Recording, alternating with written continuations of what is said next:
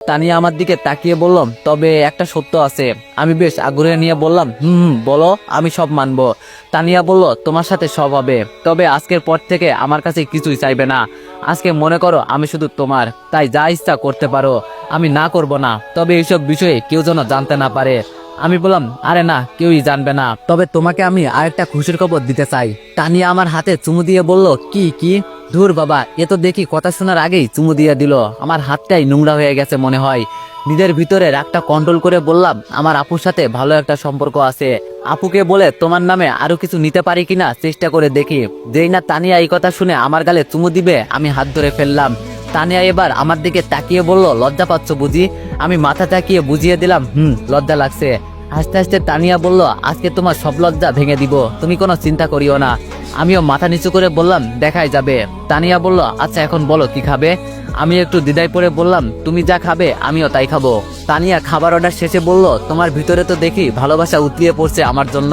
খুশি মনে বললাম, আজকের দিনটাই শুধু আমি তোমাকে কাছে পাবো, এর থেকে আনন্দের বিষয় আর কি বা হতে পারে। এই বলে তানিয়ার চোখের দিকে তাকাতেই তানিয়া চোখ মেরে দিল। নিজের বউয়ের সাথেও মনে হয় এত রোমান্স করব না, এর সাথে যেই মিথ্যা রোমান্স করছি। খাবার আসতেই যেই খেতে শুরু করব, অমনি তানিয়া বলল, দাঁড়াও। আমি থেমে ওর দিকে তাকিয়ে বললাম, তোমার আবার কি হয়েছে? তানিয়া সামনে বসা ছিল, ওখান থেকে উঠে আমার পাশে এসে বসলো। আমি একটু দূরে সরে বসে বললাম, কি ব্যাপার তানিয়া, তোমার মতলবটা কি? তানিয়া খাবারের প্লেট হাতে নিয়ে বলল, কোনো মতলব নেই, বলছি না একদিনের জন্য আমি তোমার, এই জন্য তোমাকে খাইয়ে দিব। ওর হাত দিয়ে আমার সামনে খাবার তুলে ধরলো। মনে হচ্ছে জানো আজকে নিজের মাথায় নিজে কুড়াল দিতে এখানে আসছি। কেন যে এখানে আসলাম, না আসলেও তো কিছু সমাধান হতো না। ওইদিকে আপু আবার বন্যাকে খুঁজে পাই কিনা সন্দেহ লাগছে। আমি তানিয়ার হাত ধরে বললাম, আমি তো খেতে পারবো। তানিয়া আমার হাত ছাড়িয়ে দিয়ে বলল, কোনো কথা না, তুমি তো আর আমাকে খাইয়ে দিবে না, তাই আমি খাইয়ে দিই। বিশ্বাস করেন ভাই, লজ্জায় আমার মাথা কাটা যাচ্ছে। রেস্টুরেন্টে এত মানুষ, এর মাঝে আমরা দুইজন একজনের সাথে আরেকজনের শরীর মিশিয়ে বসে আছি, আবার তানিয়া খাইয়ে দিতে চাচ্ছে। এমন পরিস্থিতিতে পড়বো আমি কল্পনাও করতে পারি নাই। বলা তো যায় না কে কখন ভিডিও করে ভাইরাল করে দেয়। আজকালের যুগটা তো খুব ভালো, গার্লফ্রেন্ডের শরীরে একটু হাত দিলেই ভাইরাল। না জানি আমার কোন অডিয়েন্স ক্যামেরা নিয়ে বসে আছে। তানিয়া একটু জোরেই বলল, এই তুমি আবার কি চিন্তা করো? আমি ভাবনার জগৎ থেকে বের হয়ে বললাম, না তেমন কিছুই না। তানিয়া খাইয়ে দিচ্ছে, আমি কি আর বসে থাকতে পারি? ভদ্রতার খাতিরে আমি ওর সামনে খাবার তুলে ধরলাম। তানিয়া একটা হাসি দিয়ে খাবার মুখে তুলে নিল। হঠাৎ পিছন থেকে একটা ছেলে বলল, ও ভাইয়ারা, এটা রেস্টুরেন্ট, সবাই আপনাদের দিকে তাকিয়ে আছে, এত ভালোবাসাবাসি বাসায় গিয়ে করেন, কেউ দেখবে না। আমি তানিয়ার থেকে দূরে গিয়ে বললাম, দেখছো সবাই কি বলছে? তানিয়া রেগে পিছন ফিরে তাকিয়ে বলল, এই ছেলে, তোর বাপের কি? হ্যাঁ, আমি কি করব না করব সেটা আমার বিষয়। তানিয়া ওয়েটারকে ডেকে বলল, আমরা এখান থেকে চলে যাব নাকি? ওয়েটার এসে সব বুঝিয়ে বলল, সরি ম্যাম, আর আপনাদের কেউ কিছু বলবে না। আমি তানিয়ার দিকে তাকিয়ে বললাম, এই নিয়ে এত রাগ করা লাগে?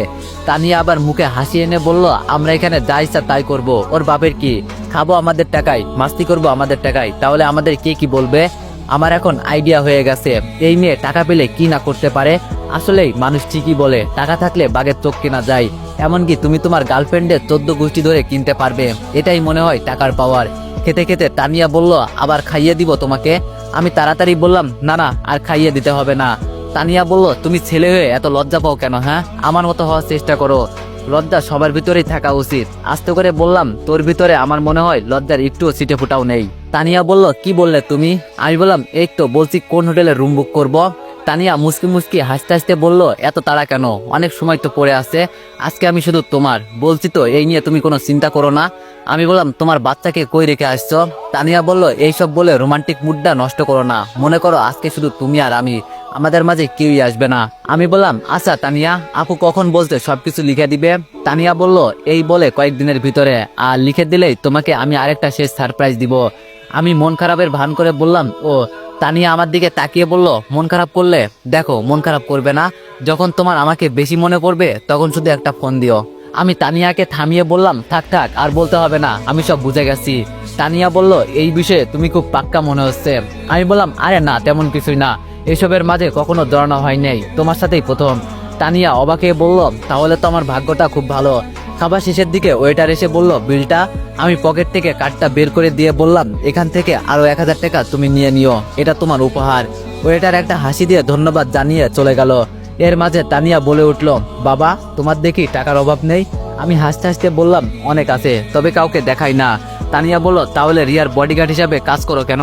আমি বললাম, আরে এটা তো পার্ট টাইম জব, জাস্ট সময় কাটানোর জন্য। তানিয়া মাথা থাকাতে থাকাতে বলল, তাই নাকি? আমি একটু তাড়া করে বললাম, তাহলে চলো। তানিয়া বলল, এই তো যাবো, এত পাগল হইও না তো, দেখা যাবে তোমার কতটুকু দম আছে। ইস, এই মেয়ের তো দেখি কোনো লজ্জা শরমই নাই, সবার সামনে এই কথা বলছে, পিছন থেকে কে জানি বলল। তো এভরিওয়ান, নেক্সট পার্টের জন্য সবাই অপেক্ষা করো, আর সবাই 500+ কমেন্ট করে দিও। ধন্যবাদ।